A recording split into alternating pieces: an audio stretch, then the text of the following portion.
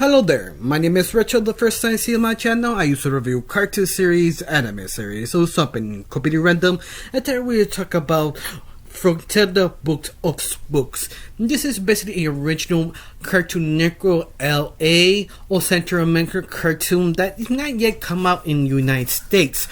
But I have to admit, does have an English translation because I was sort of surprised he actually has one because I knew about this show back in October. He dropped in October 31st. But once more, it's sort of Mexican exclusive. You think, nobody would have heard about it.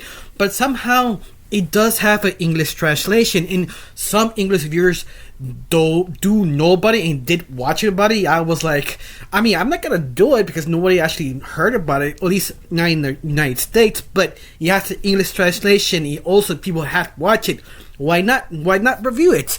Now, this new anime series from Cartoon Network was very different. It's one of those. It's sort of laid on kind of claymation. Claymation is sort of follow of an anthology, follow a character called Frankelda that she tells stories to little kids of what happened, you misbehave or something went wrong, but they're just anthologies, little episodes. In fact, in total they have 5 episodes, but it makes this extra unique that you understand the claymation that is, let's face it, a tad creepy. I like it when a show or movie do realize, claymation is a tad creepy, but instead to avoid it, they lean to it. And that, you got me. You understand me. Other things I probably will watch, but on top of this anthology series is actually doesn't have happy endings. It depends what anthology you watch. There's some that are really messed up, like the Crypt of the Crypt Keeper, or the Twilight Zones that sort of have a happy ending or have not happy ending, depending which episode. But no, Cryptilla does not give a crap. Cryptilla give you sad stories. But I love it that each story has sort of a meaning. You love it that Frankelda will defend herself, especially with her book, who talks to her and tells her, your stories are kind of messed up. It doesn't have a happy ending. Why you don't know have a happy ending? A happy, glorious ending for all the little children. I love it how Frankelda explains that a good story doesn't need a sad story. You need to understand. A sad story make you open your eyes with the truth. And that is interesting because in the very end, a good story does make you think. And that I appreciate it, but at the same time, make this extra special is the fact Frankelda in her book actually hiding something from the viewers. Every time you go to this sort of spooky house, go into the doors and make Frankelda, the book always warns you to go away, do not stay here, leave. And Frankelda is the opposite, says stay. This to my stories. Let me enlighten you some spooky stories. You have this sort of argument about the book and the author going back and forth, but the conversation is interesting because they leaking information, leaking about them, who they are, and why they don't want children into this house. But at the same time, Frankelda keep pulling you back in, telling you, you could stay. You want to hear more spooky stories. Stories will enlighten you, interest you, open your eyes from the dark truth. But what's more, it's just so vague. Little hints here to understand the characters, understand the situation, what they're doing. Could be wrong because the very end they show you why they sort of freaking out, why Frankelda trying to be rebellious and not listen to the book. And that in itself, it just grab you every single episode because you just want to know more information. On top of all this, Frankelda, as the narrator, as the writer of the series, she is great. Her enthusiasm of scary horror films, her creepiness that she allowed to be a simple human when she freaks out or when she wants to be scared. Her face changes, her attitude going back and forth. Think of it as sort of Harley Quinn, but more down to earth. More she's sort of scared something in a corner, but she's not telling you because she needs to accomplish this.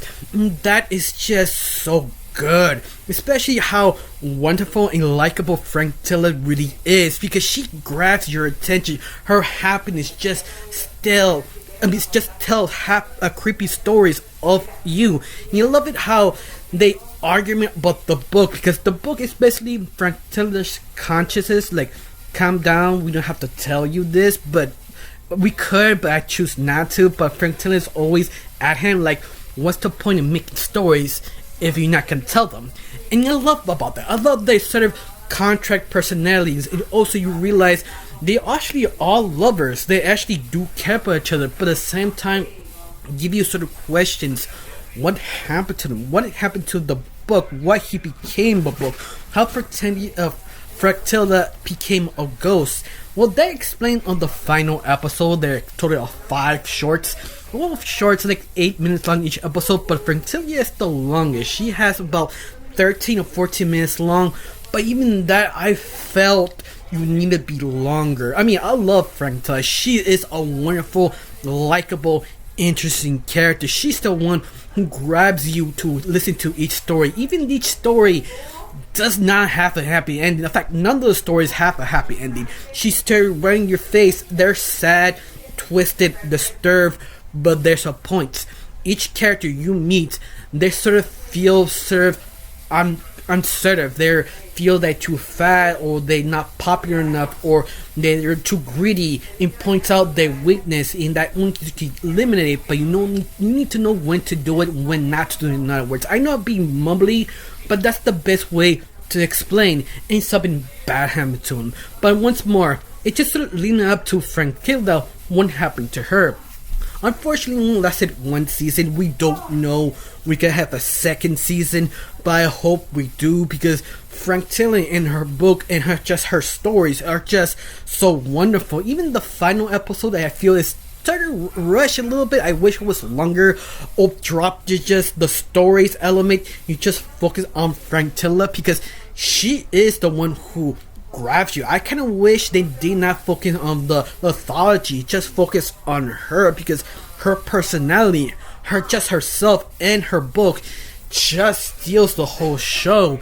She is that great as a character.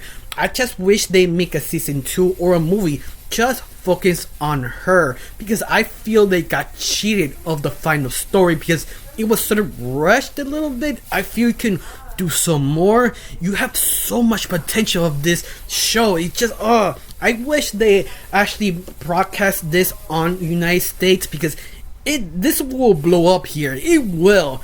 Unfortunately, she's sort of stuck in Mexico, but luckily it was popular, but we don't know if it's popular enough to have a season 2 or not. Now I have this question before I in this review. Did you know about Frankelda? Do you heard about her? You like her? Tell me down below, let me know. I really got nothing else to say. Just thanks for watching. Don't forget to subscribe and have a wonderful day. Bye.